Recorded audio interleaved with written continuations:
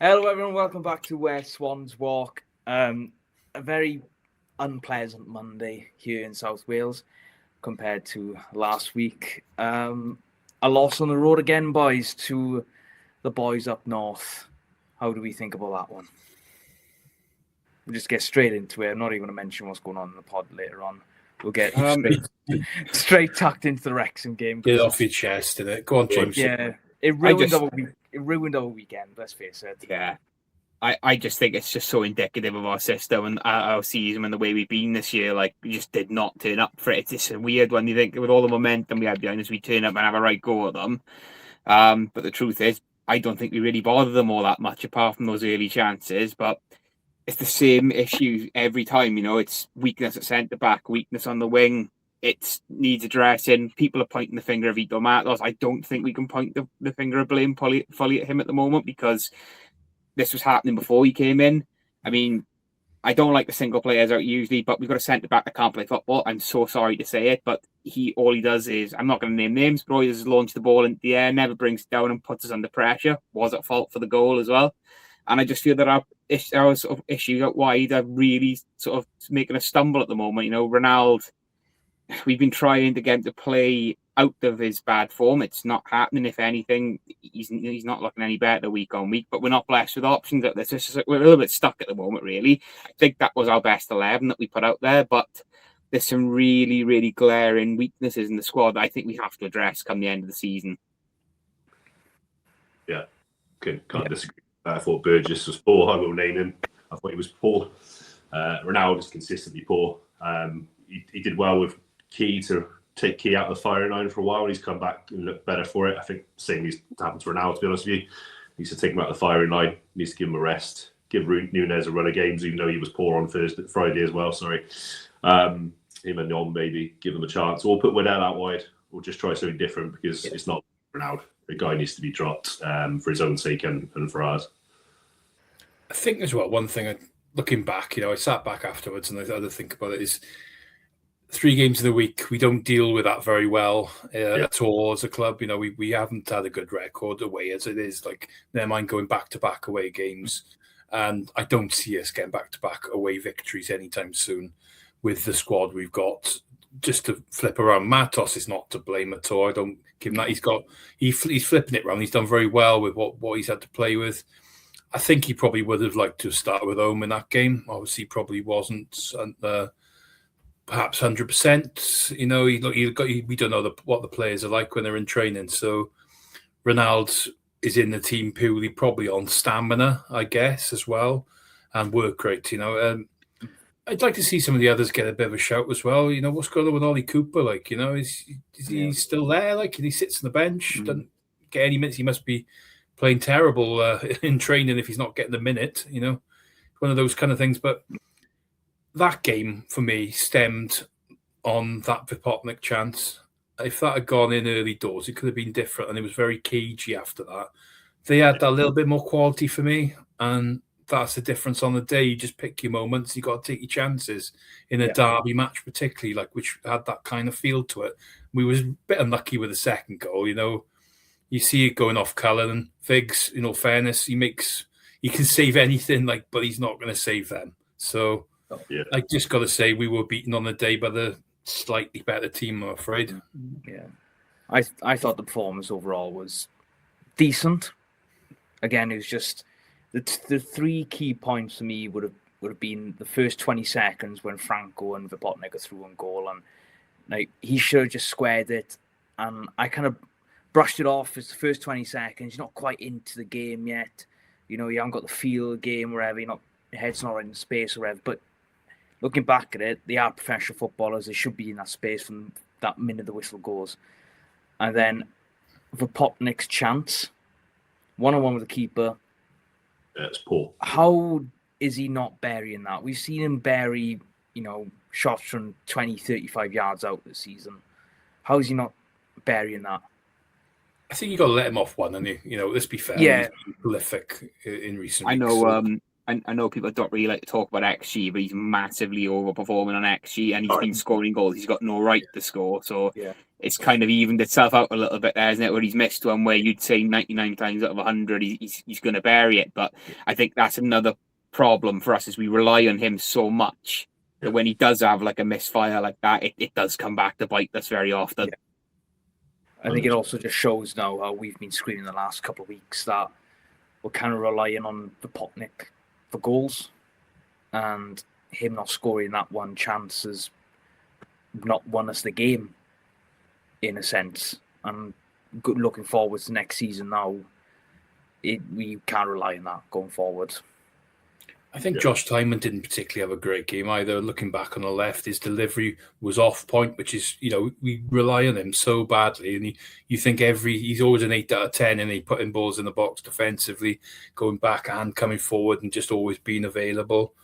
That one, he just kept hitting the first man, just didn't quite hit over the top, and then you just see, just to kind of stick the dagger in a little bit, their left back doing exactly the same thing as he does to get the winning goal, that ball coming in and just pinging it round. It was a Tymon ball. 100%. I mean, talking defensively though, boys, I don't know about you, but I do feel like we need another centre-half to partner Cabango next season. I don't think Cameron Burgess and Cabango as a partnership over the course of 46-game season is sustainable. You've got two centre-backs who neither of them are too comfortable on the ball. And again, I'll urge you, go and watch Cameron Burgess in isolation. Whenever the ball comes to him, whether he's under pressure or not under pressure, there's no desire to bring it down and play it. It's always smash it straight up in the air or just launch it aimlessly forward. And we've seen this consistently now through every game he's played this season. I don't think he's our usual type of defender. Again, I feel kind of bad digging him up because he has had some good moments this season, but I do feel like there's a frailty there. He loses track of the ball far too often for me. And if anyone with even slight bit of pace runs at him, they're going to beat him. I think we need someone a bit more agile and someone who's a bit more technically minded next season. Granted, he ticks the experience box, but I just don't see how him and Cabango, if you want to really push on and contest, I don't think him and Cabango as a pairing is suitable, if I'm being really honest with you. I think I've seen enough now to know I think that's a position that's really letting us down at the moment as well. I go as far as saying that Cabango, if you look back maybe 18 months, 2 years ago, was not necessarily a starter either. So it could have been Wood and Darling as a partnership. If we'd gone forward, that would have been a better pairing and would have brought us forward on there, but things happen. So Cabango has no pressure on him to start. He starts every game, whether it's a good game, bad game, whatever. Generally, he's a decent player. He's a decent championship player, but he's not the top half defender for me either. So you've got two positions there to fill.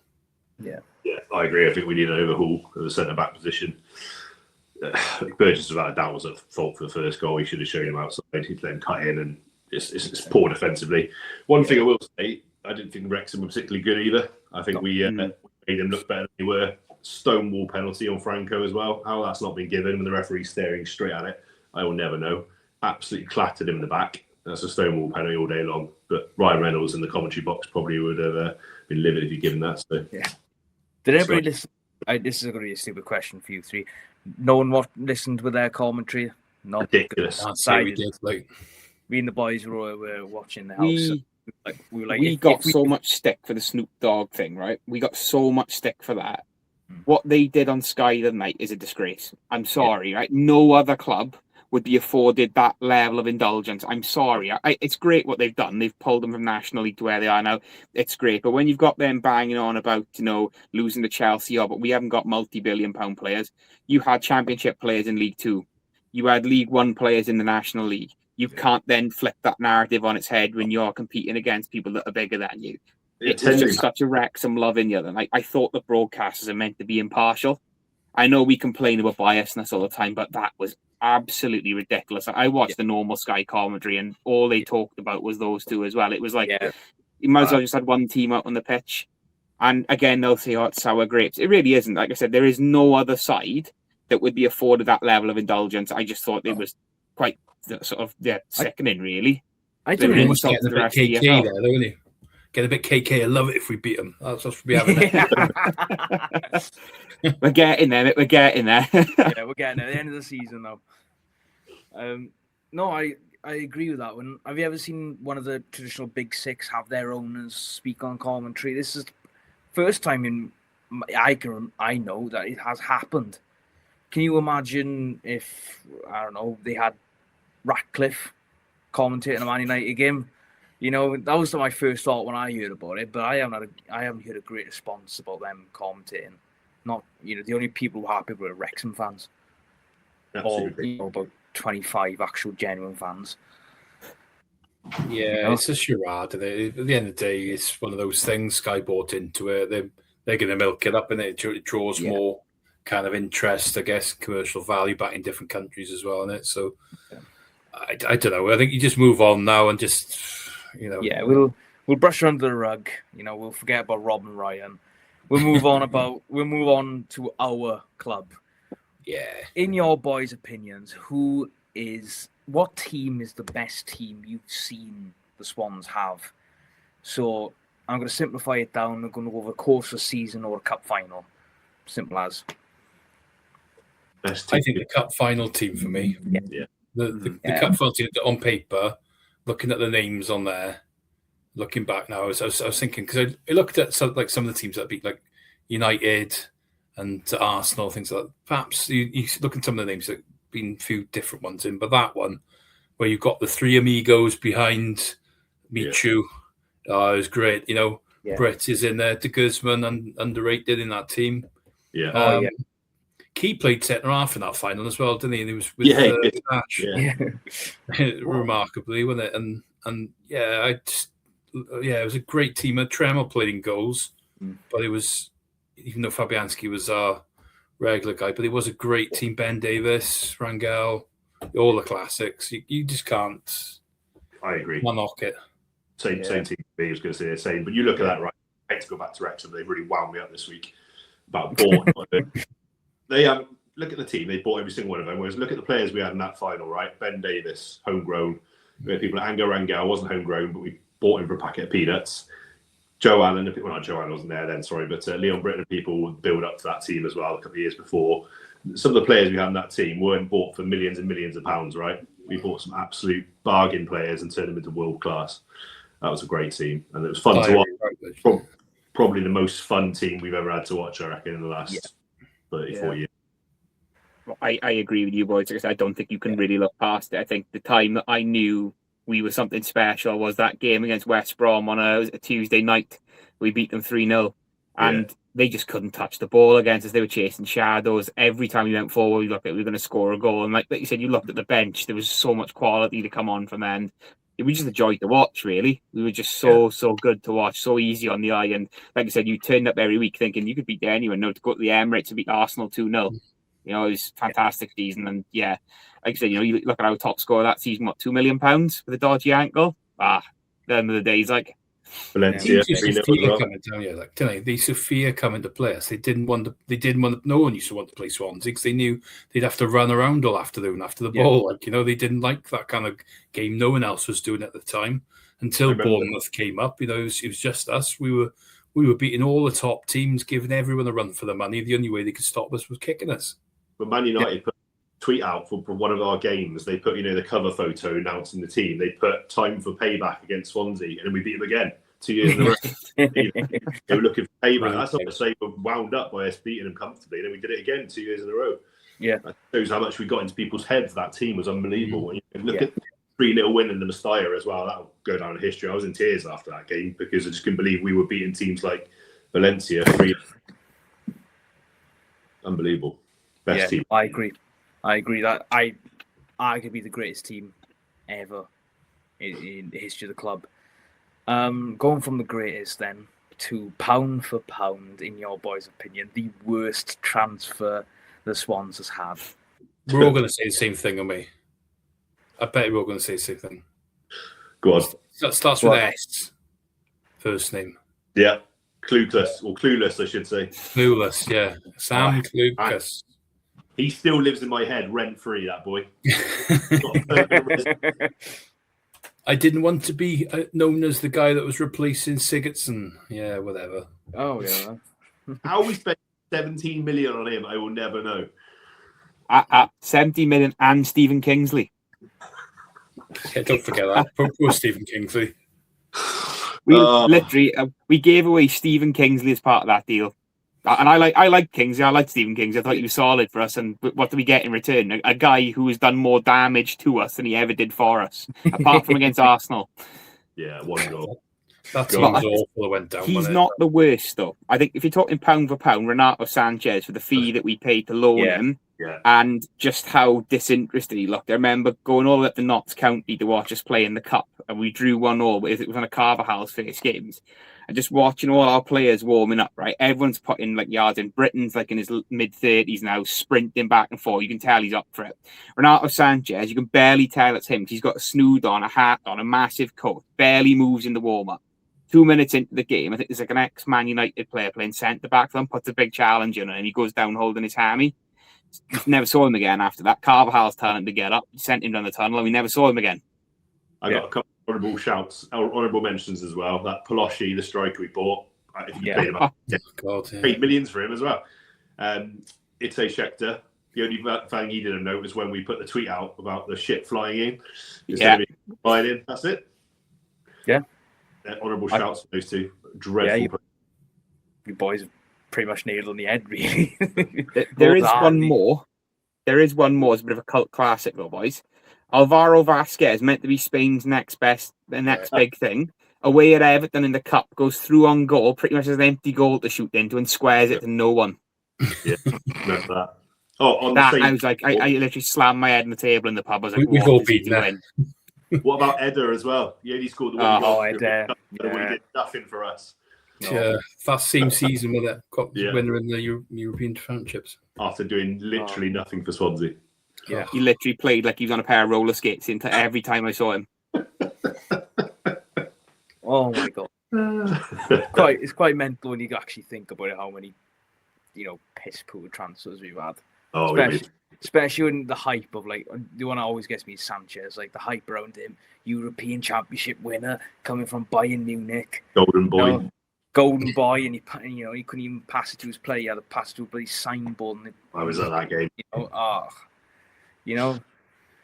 Yeah. Well, sure. We'll move on then to what makes this club great, because none of them players absolutely didn't. They honked the place out. To who gets into Swansea for you? Now, I'm gonna let a couple slide here, right? If the player has a U in their name, I'm gonna. Can they have a couple of U's in their name, maybe? Because Lucas, he made Swansea great. Useless. Yeah. Useless. Biggeroo's got a few U's in it. Yeah. You know this is hard work. Yeah. I'll stretch the rule. I'll stretch the rules, boys. United, because we did the double over them. Yeah, there we are. That's a good topical point. Yeah, there we are. That's good. Yeah, I could have done under the light games. Done Liberty under the lights. Yeah, Swans under the radar. Yeah, under the radar players. Yeah, under the radar. Oh, underrated chant. Oh, I know. My favourite chant of all time, Darren Pratley to the tune of Paparazzi by Lady Gaga. That was my favourite chant of all time. It kills me that we don't have that song anymore. Yeah. No. Mine's probably as many, like boys my age, it's probably Wilfred Boney's. Just going around in school, just chanting that all the time. Just, come on, Wilfred Boney. And when he sung it on his announcement video and he came back, worst track of all time, by the way, when he came back. I was gonna say it, but I didn't want to get attacked. I didn't want to get absolutely hounded. Super Rocky Mesa, boys, is my one. Yeah, that was a good one. Shame that he wasn't that super that season, but that chant was a banger. That was a banger. Yeah, it was. Fair play. No, I think that's it tonight, boys. We've managed to have a James rant finally. It's been like a month and a half, maybe more. We needed it. We needed it. Yeah. And we needed it. You weren't here, Jim. So we are so thankful. Back to winning ways. My blood pressure's thankful as well, boys. I've managed to let it out now. Back to winning ways. Take down the Cov pot, isn't it? That's what we got to do. Take down the Covs and hopefully finish 10th at the end of the season. Right, then, boys. Thank you for tonight. We'll see you all next week. Yes, sir.